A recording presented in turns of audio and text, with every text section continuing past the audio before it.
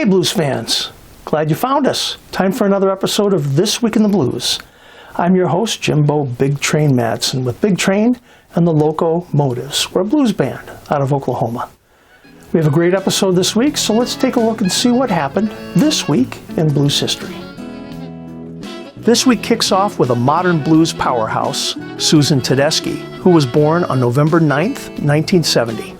A guitarist, singer, and songwriter. She's a multiple Grammy nominee and co-leads the Tedeschi Trucks Band with her husband, Derek Trucks.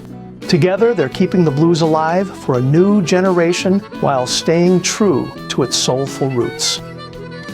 Texas bluesman James Thunderbird Davis was born on November 10th, 1938. He cut several singles for Duke Records in the early 60s before fading from the scene, only to roar back in 1989 with Checkout Time.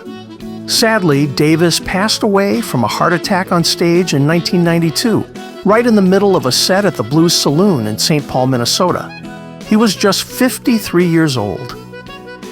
Chicago guitarist Hip Link Chain was born November 10th, 1936, bringing real depth to the blues. Born Willie Richard in Jackson, Mississippi, he moved north to Chicago in 1954 after years of cotton picking in Louise, Mississippi. Known for songs like Change My Blues and That Will Never Do, he worked with Pine Top Perkins, Little Walter, and Tyrone Davis. His songwriting and guitar tone stood a cut above the rest. Bobby Rush was born on November 10th, 1933 in Homer, Louisiana, and started out with a broom-wire diddly bow and a syrup bucket. That homemade groove grew into a lifelong career. It is a career that so far has earned him 12 Blues Music Awards, and, at age 83, his first Grammy for Porcupine Meat. Rush now sits in the Blues Hall of Fame, the Mississippi Musicians Hall of Fame, and the Rhythm and Blues Hall of Fame. George Mojo Buford, the great blues harmonica player, was born November 10th, 1929.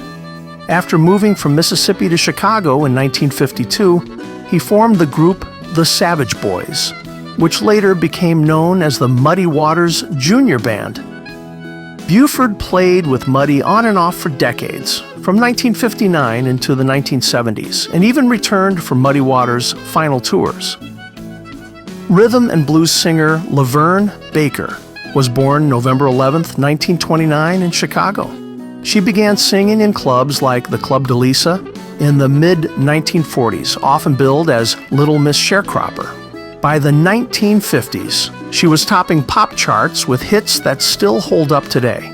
In 1991, she became only the second female solo artist, after Aretha Franklin, to be inducted into the Rock and Roll Hall of Fame. Delta blues legend Bukka White was born November 12th, 1906 in Houston, Mississippi. A cousin of B.B. King's mother, he was playing guitar by 14 and already charming crowds in Clarksdale. There he met Charlie Patton, who likely taught him a few things about music and mischief. Offstage, Bukka also played baseball in the Negro Leagues and tried his hand at boxing. New Orleans blues singer Blue Lou Barker was born November 13th, 1913. She often performed with her husband, guitarist Danny Barker, a cornerstone of the Crescent City music scene. Her 1948 hit, A Little Bird Told Me, reached number 4 on the Billboard chart and held steady for 14 weeks. She was inducted into the Louisiana Blues Hall of Fame in 1997, 1 year before her passing. Bobby Manuel was born November 13th, 1945, and became one of the unsung heroes of Stax Records. Originally hired as an engineer, he soon found himself behind the guitar, backing legends like Albert King, Rufus Thomas, Luther Ingram, and Isaac Hayes. He was one of those behind-the-scenes players who helped define the sound of soul and blues in the 60s and 70s. John Hammond, born November 13th, 1942, brought Delta blues to a new audience. With a national steel guitar and a gritty voice, he was among the first white artists to record a blues album, back in 1963. Here's a fun fact.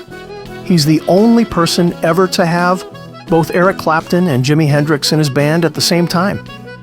Yes, you heard that right. It lasted 5 days in 1966 at the Gaslight Cafe in New York. Here's a bit of alliteration. The very versatile vocalist Valerie Wellington was born November 14th, 1959. Trained as an opera singer, she switched gears to the Chicago blues scene in the early 1980s. Her album, $1 Million Secret, featured blues icons Sunnyland Slim, Billy Branch, and Magic Slim, and proof that versatility and soul can live in the same powerful voice. Anson Funderburgh was born November 14, 1954, in Plano, Texas, and launched Anson Funderburgh and the Rockets in 1977. Mixing Chicago and Texas blues, the band hit the road and never really stopped. In 1985, he teamed up with harmonica ace Sam Myers from Mississippi. It was a partnership that lasted more than 2 decades and produced 8 albums. Carey Bell was born November 14, 1936. He was one of Chicago's premier harmonica players, although he could hold his own on bass too. From the 1950s through the 1970s, he backed a who's who of blues greats, including Earl Hooker, Robert Nighthawk, Eddie Taylor, and Louisiana Red. Later, he performed alongside his son, guitarist Lurie Bell, keeping the blues in the family. Clyde McPhatter, born November 15, 1932, was one of those rare voices that shaped early rhythm and blues, doo-wop, and rock and roll. The son of a Baptist preacher, he grew up singing gospel before joining the Dominoes, one of the hottest rhythm and blues groups of the time. He later founded the Drifters in 1953, paving the way for decades of rhythm and blues innovation. That's the roundup for this week, blues fans.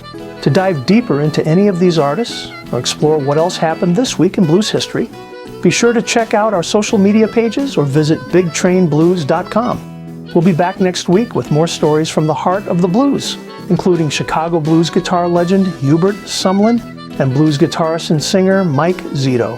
It's going to be a fantastic show, so we'll see you then.